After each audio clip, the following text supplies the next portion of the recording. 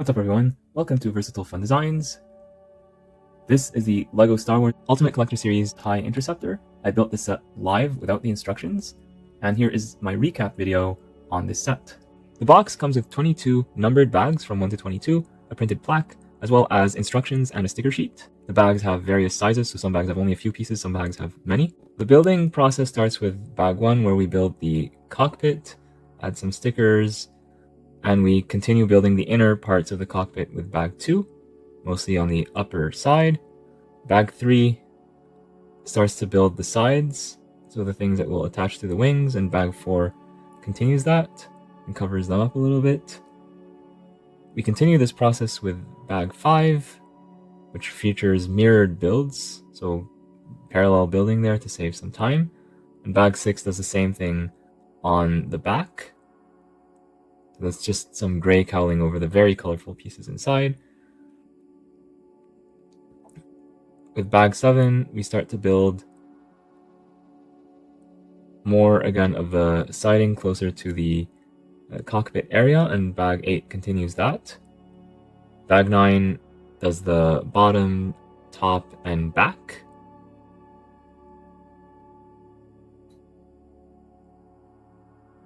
Bag 10 is the stand and the minifigure. I'll talk about those later, as well as a mouse droid. We'll talk about those later. Bag 11 starts to build the wing attachment points. And bags 12 and 14 also build those, the back side of those. They're very small bags, so I built them both at the same time. Pretty tricky to figure out though. Bag 15 is where we start to build the wings, and from here on all the way to bag 22, it's just wings, wings, wings, where we have a wing that's very colorful on the inside, and it gets covered up in the following bag, and the math geometry for the gray outline around the wings is very interesting, and we'll talk about that later as well. And if you want to watch the full details, make sure to watch the live builds, all 10 hours of them. So yeah. Talking about the build process overall, there were some easy and obvious parts to it, but there were also lots of things that I was not expecting, new building techniques that I had not seen before, and I had managed to figure them out just based on the 3D view. So I think if you build this set without the instructions, you will be learning a lot. I don't think it's the first set you should try to build without instructions if you don't have a lot of experience. Definitely go with something smaller first. But if you have already tried the larger sets, then I think this one will give you a nice enough challenge without being impossible. So it's a really nice thing to put together. In terms of the specific techniques that I remember like attaching certain parts of the wing holders with clips. There's lots of nice part usages there, and there's some stud reversals. There's some really cool things that they do in terms of geometry I explain later for the wings. And there's lots of greebling details as well. So you use tiny little pieces that don't really make sense on their own, but when you zoom out, you look at the big picture, it gives a really nice look. So you can learn greebling from this set as well. So I think it's a nice build experience. Building the wings 4 times can be a little bit repetitive. If it was 35 wings, I would complain a lot about that, but since it's just 4 wings, I think it's okay. The build is symmetrical, which does not bother me. I know some people like asymmetrical builds, but this one is fine. It's meant to be symmetrical just based on the source material. So yeah, no complaints about that. And speaking of the source material, here is a side-by-side comparison with the actual TIE Interceptor from Star Wars, and you can see here, I think LEGO captured a lot of the details quite faithfully. Of course, it's never going to be 100% perfect, but given the medium, given what LEGO has in their building palette, I think it's an admirable job, and I definitely think that it pays homage to the source material, and it's very fitting for that purpose. Now that I'm done with the build, I would like to give my final thoughts on the set. It's very massive, and I'll do many size comparisons in just a moment, but I just want you to get the overall view of it from various angles, and then I'll zoom in and we'll look at some of the details. So yeah, again, this thing is massive. Starting from the bottom, we do get a stand here with this minifigure that we'll look at more closely later. We get this mouse droid. We'll also look at that later. We get the standard LEGO 25 years of LEGO Star Wars. I've already seen this brick before on other sets. You get this massive printed plaque with the sprue mark in the middle visible, but not annoyingly so. It's not too bad. It doesn't bother me too much. Of course, it would be better if it was not there, but it's not the end of the world. And the production quality on this is good, but mine has a few scratches here depending on how the light hits it. It's a little bit annoying for an Ultimate Collector series. While I'm here, I'm going to take a look at the cockpit from the outside. I'm going to show you the inside later. I'll just say that this is openable with 2 hinges that allows it to open while maintaining the levelness of this piece. In other words, the 2 hinges allow it to open while remaining level, like parallel, like this, not just like this. So that makes it more realistic to open it like this instead. All right, now we do get basically this big ball in the middle when it's so easy to knock things off. So be careful when manipulating this thing. So again, this big ball here that's about the size of a big grapefruit. We have these 2 parts of it that extend out left and right, and these attach to the 4 wings. And the wings are nearly identical, top and bottom, left and right, except for being mirrored, of course. From the inside, you see lots of greebling details, and these don't really make sense as you're putting them together, but like when you look at it from afar, the results are stunning. And here we see some nice part usages, like the roller skate piece used here. Yeah, so many interesting details that give some nice visual interest here. You have this part here that was really annoying to attach. This whole thing, all these inverted tiles, like several layers of them. 1, 2, 3, 4, 5 layers. They're all attached with a single clip. So this thing is it's very hard to put together properly, and it doesn't hold itself very well. And that's a critique I have of the build as a whole. So for example, this is pretty flimsy. Same thing on the other side. This whole back thing, all these pieces are held just by 1 clip. Like this, it's not very stable or secure in my opinion. The whole thing, like if you knock it, it's just going to vibrate like that. So it's a little bit, I feel, flimsy. Looking at the wings from the exterior, it's all nice and consistent. Black studded surfaces. I'm wondering what this would look like if it was all tiled off. So that's certainly interesting to think about. You have the exterior of the wings have these train wheels that are done in light bluish gray for the very first time in LEGO history. That's interesting for people who like the histories of parts and so on. We have these shovels that are used here for some details, just like the very first UCS TIE Interceptor way back in the year 2000. So it's an NPU, a nice part usage, and a throwback. And of course, we see all these details here. I'm not going to mention them one by one, but we see things like these jumper plates right here, the undersides of them. So that's pretty cool. This was interesting to put together. It's all held together by a single stud, all this, and you put it at the very end. This piece here, I mentioned it during the live build. I have not seen this particular piece in a long, long time. I used to use it to make airplanes and such, so I'm happy to see it return. Yeah, and of course, this is printed, but there are stickers in this set, and they're all in here in the cockpit. Let's have a look inside. We'll try to improve the focus there. So it's mostly mirrored. What's on the left is the same as what is on the right for the most part. You have these stickers, and you have this chair here. It's pretty hard to see unless you're looking at it directly.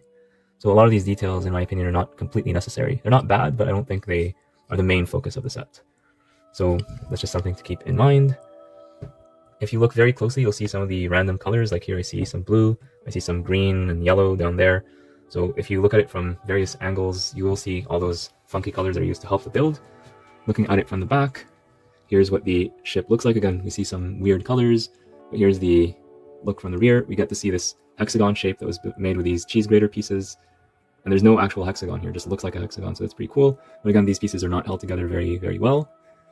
We see this is a Technic pin. This is a Technic beam of length 1. So they're using that for additional detail. And they're also using these game controller pieces. They're also using them in the front as well for additional texture. So that's an additional nice part usage. And here's an additional look at the greebling of the inner wings just from a different angle. Talking about the wings one more time. The way that they did this is pure genius in my opinion. The way that all these, if you've seen the live build, you've seen that this is all attached with hinge plates, the way they did these angles, and the math works out perfectly. Especially like right here, I really like the way they made that work, such that this is like 8 studs long. This matches perfectly with this. So this is a right triangle, this is another big right triangle, and it's just so perfect the way they did it. Masterful, absolutely masterful. So speaking of the sticker sheet, I forgot to mention it earlier, but this is what the sticker sheet looks like. So it's not too large. I wish this sticker number 11 was a print. We apply that like to a tiny piece in here, and I think they should have printed that. I understand they can't print every single one of those pieces for just a one-time use, but that round one I think should have been printed. Alright, so we've seen this thing from all angles except the bottom. So to do that, I will have to remove it from the stand, hopefully without making it crash into a million pieces. And I'll move it like this, put it on the table, and I will not let, oh actually I can let it go. I won't leave it like this for long. But yeah, this doesn't feel very stable. On the other hand, this is like an unofficial Barad-dûr until the official one comes out. Poor man's version, if you will. So we do see here some more nice part usage. We see these red lightsaber hilts being used for texture. You do see here at the bottom actually a pink brick, and the pink brick is so that the LEGO designers can go have cake, because whenever LEGO Star Wars designers include pink in a LEGO Star Wars set, they get cake for that. So that's why there's pink all the way in there.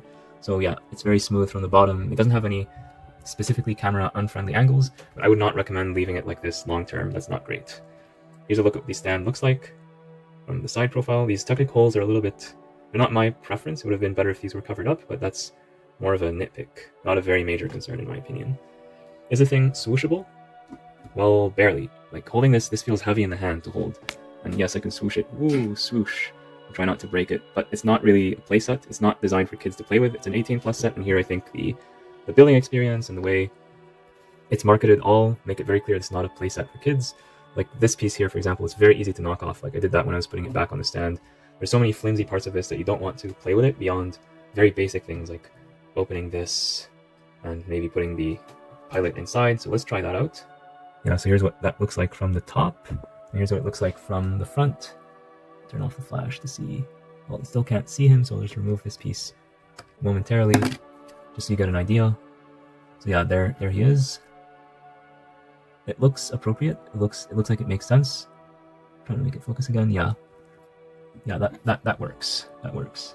So it is minifigure scale and minifigure compatible. Well, let's say minifigure compatible. The scale is more of a more difficult question to answer here. Yeah, put this back, attach it firmly. It doesn't fall off too easily, but if you knock it off, it will come out.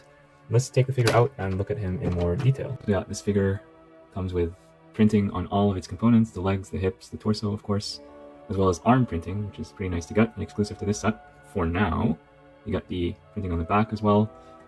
And of course the helmet, which is very well done, as I would expect for an Ultimate Collector series Star Wars minifigure. So yeah, here's again a look at this figure from all angles. And here's a comparison with a TIE Fighter from an old playset. You can see that the older figure on the left has no printing on the legs, no printing on the back either, so pretty basic compared to the more modern one. Even on the helmet, the printing is not as crisp. And for the new figure, you actually get a face instead of just a black unprinted head. No alternate face, however. And this is a better look at the mouse droid that is also included with the set. The build is very simple, very straightforward. It does not use any unique parts, so you can build this with the pieces from your own collection or get the pieces very easily from LEGO or Bricklink or anywhere you like. Now for the size comparisons, here's what the Ultimate Collector Series TIE Interceptor looks like with the mini-me version, the polybag version.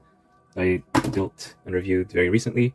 This one is much smaller, much cheaper as well. So you can see here how they compare in size. Let's have a look at another angle. Yeah, very, very big difference in size. And interestingly enough, this one uses a lot of the same pieces as the larger one. But this piece here is exactly the same as the wing for this one. So that's pretty interesting to see. I've put some minifigures on the TIE Interceptor just so you get an idea for the scale of different parts of it. So here's what a minifigure would look like over here, down here, and also how large the wings really are in comparison to a minifigure. You can also count the number of studs, but I think that's less intuitive.